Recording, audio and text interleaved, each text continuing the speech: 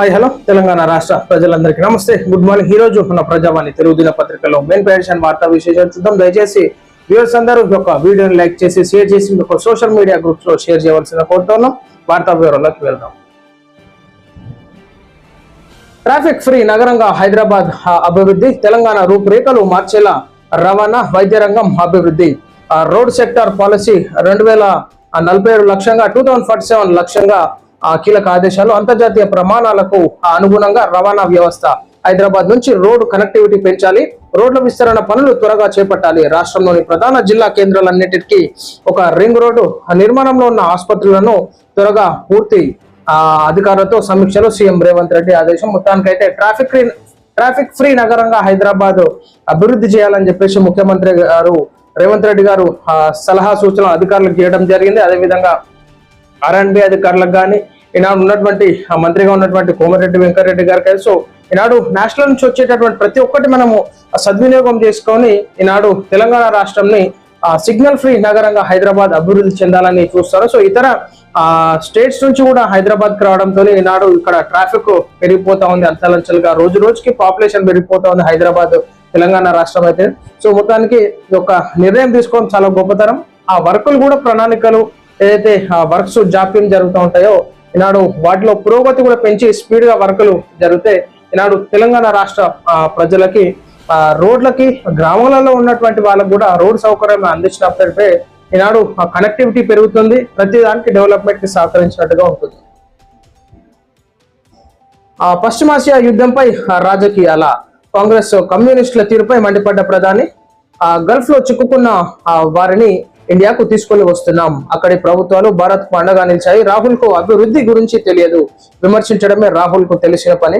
కేరళం పర్యటనలో మోదీ ఘాటు విమర్శనలు. మొత్తానికి పశ్చిమాసియా యుద్ధంపై రాజకీయాల, కాంగ్రెస్ కమ్యూనిస్టుల తీరుపై మండిపడ్డ ప్రధాని అన్నట్టు చూసుకోవచ్చు. సో ఈనాడు విమర్శలు పాలిటిక్స్ అంటే విమర్శలు సహజంగానే.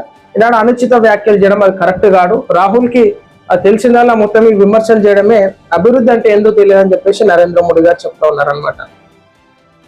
వెలుగు మాటలు మోడల్ కాలనీ నిర్మిస్తాం, డిసెంబర్ 9లో కాలనీ నిర్మాణం పూర్తి. సీఎం రేవంత్ రెడ్డి చేతుల మీదుగా ఇందిరమ్మ ఇళ్ల గృహ ప్రవేశం. రాష్ట్రంలో ప్రతి పేదవానికి ఇల్లు ప్రభుత్వ లక్ష్యం. 4.5 లక్షల ఇళ్ల నిర్మాణానికి 22,500 కోట్లు. వెలుగుమాట బాధితులకు ఇళ్ల పట్టాలు పంపిణీ చేసిన బట్టి విక్రమార్క. మొత్తానికైతే మొన్న నిరుపేదలు చాలా ఇబ్బంది పడ్డటువంటి పరిస్థితి మనం చూసుకోవచ్చు. భూదాన్ అయితే భూమిలో మేము ఇల్లు కట్టుకున్నామని చెప్పేసి అది తొలగించాం, కరెక్ట్ గా అని చెప్పేసి రాష్ట్ర వ్యాప్తంగా నిరసనలు జరిగినాయి. పార్టీల వారిగా ఎవరి మనస్తత్వాలను బట్టి ఎవరి ఉద్దేశాలను బట్టి వాళ్ళు అక్కడ నిరసన కార్యక్రమాలు చేయడం జరిగింది. కాబట్టి ఈనాడు ఒక నిరుపేదలకి న్యాయం చేయాల్సిందిగా కూడా ప్రభుత్వాన్ని మేము కోరుకుంటున్నాం. సో ఇళ్ళ పట్టాలు ఇవ్వడమే కాదు, వాళ్ళకి ఇల్లులు కూడా కట్టించాల్సిందిగా మేము కూడా కోరుతాం. ఇందిరమ్మ ఇళ్లలో భాగంగా కాంగ్రెస్ సర్కార్ పేదల గురించి ఆలోచించే ప్రభుత్వం అని తెలంగాణ డిప్యూటీ సీఎం బట్టి విక్రమార్క అన్నారు. ఈ రాష్ట్రంలో ఏ ఒక్క పేదవాడు కూడా గూడు ఉండకూడదని, గూడు ఉండొద్దని నిర్ణయించింది. ఇందిరమ్మ ఇళ్ల పథకం అమలు చేస్తామని అన్నారు. ఖమ్మం జిల్లా వెలుగుమట్ల భూదాన్ భూమిలో అర్హులకు ఇళ్ల స్థలాలు నిన్న ఇచ్చినట్టుగా మనం చూసుకోవచ్చు. లోక్సభలో స్పీకర్ పై విగిన అవిశ్వాసం, ముజవాని ఓటుతో తిరస్కరించిన సభ. 2 రోజుల పాటు సభలో సుదీర్ఘ చర్చ, విపక్షాల తీరుపై మండిపడ్డ అమిత్ షా. స్పీకర్ ను అవమానించడం తగదని కాంగ్రెస్ కు హితవు. ఓటింగ్ అనంతరం సభ నేటికి వాయిదా. ఈ సభ ప్రజల గురించి మాట్లాడరు అంటే వీళ్ళ పంచాలని ఉంటాయి. ఏ పార్టీ అయితే కానీ ఈనాడు వాళ్ళు విపక్షాలు ప్రతిపక్షాలు అధికారంలో ఉన్నటువంటి వాళ్ళు వీళ్ళు తిట్టుకున్నాడు కాదు. ప్రజల గురించి ఆలోచించి ఒక విలువైనటువంటి సమయాన్ని సద్వినియోగం చేసుకుంటే బాగుంటుంది. తెలంగాణ గవర్నర్ గా శివప్రతాప్ శుక్లా రాజ్భవన్ లో తెలుగులో ప్రమాణం. సీఎం రేవంత్ తదితరులు హాజరు. తెలంగాణ నూతన గవర్నర్ గా శివప్రతాప్ శుక్లా ప్రమాణ స్వీకారం చేశారు.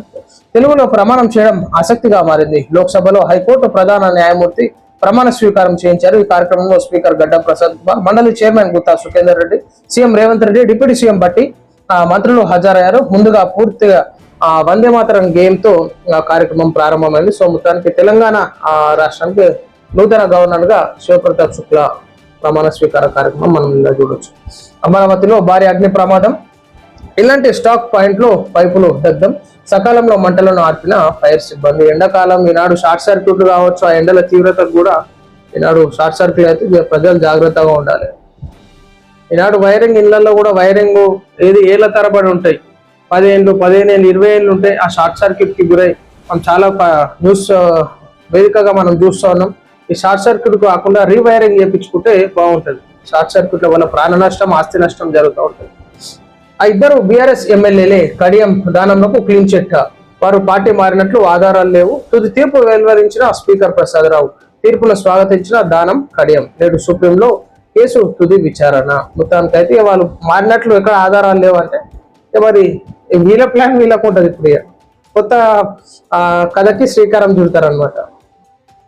ప్రజాస్వామ్యంపై బహిరంగ దాడి, కడియం దానంలకు క్లీన్ చిట్ పై కేటీఆర్. ఏముంది, రాజీనామా చేసి మళ్ళీ ఎలక్షన్స్ పెట్టమని చెప్పేసి కేటీఆర్ అంటారు. అటుంటారా ఇటుంటారా, ఏ గట్టన ఉంటారో తెలుసుకోవాలని చెప్పేసి ఉంటుంది కథ కార్యక్రమం. తెలంగాణ రైతు power distribution company limited chairman and managing director గా ముషారఫ్ అలీ ఫరూక్.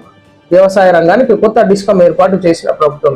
తెలంగాణ ప్రభుత్వం విద్యుత్ పంపిణీ వ్యవస్థను మరింత సమర్థవంతంగా నిర్వహించేందుకు రాష్ట్రంలో 3వ డిస్కంను ఏర్పాటు చేయాలని నిర్ణయించింది. ఇప్పటికే పనిచేస్తున్న టీజీఎస్పీడీసీఎల్ సంస్థలకు అదనంగా కొత్త డిస్కంను ఏర్పాటు చేయాలని ప్రభుత్వం ఆదేశాలు జారీ చేసింది. తెలంగాణ రైతు power distribution company limited chairman and managing director గా ముషరఫ్ అలీ ఫారూక్. సో ఈనాడు ఎక్కడ అంతరాయం లేకుండా ఇచ్చినటువంటి అవకాశాన్ని సద్వినియోగం చేసుకొని తెలంగాణ రాష్ట్ర ప్రజలకి, వ్యవసాయ రంగానికి ఈనాడు చిత్తశుద్ధితో పనిచేయాల్సిందిగా మేము కూడా కోరుతాము. సో ఇది ప్రజలారా మనం చూస్తూ ఉన్నాం. ఈరోజు మన ప్రజావాణి తెలుగు దినపత్రికలోని మెయిన్ పేజ్ యాక్షన్ వార్తా విశేషం. దయచేసి రిపోర్టర్స్ కానీ వ్యూవర్స్ కానీ అందరు ప్రతి ఒక్కరు ఈ యొక్క సోషల్ మీడియాలో షేర్ చేయవలసిందిగా కోరుతాను. అందరికి సెలవు, నమస్కారం.